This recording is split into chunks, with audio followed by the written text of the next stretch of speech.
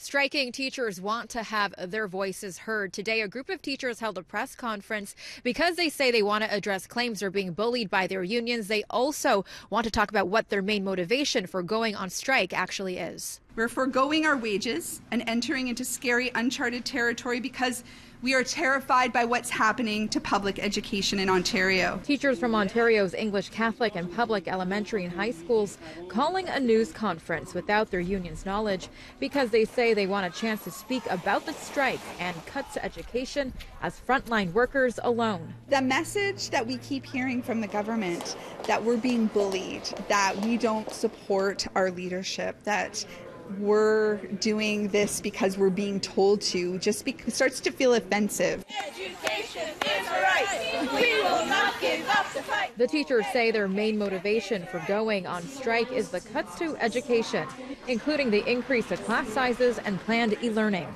The way to meet their needs is not to take $1 billion out of education budget and force them to take online classes.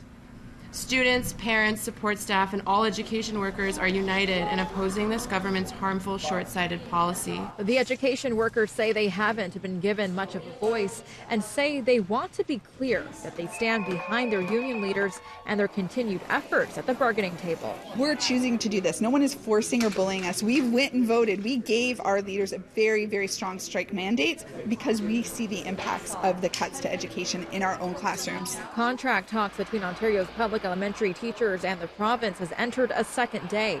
The Ontario English Catholic Teachers Association is set to return to the bargaining table on Monday, February 3rd.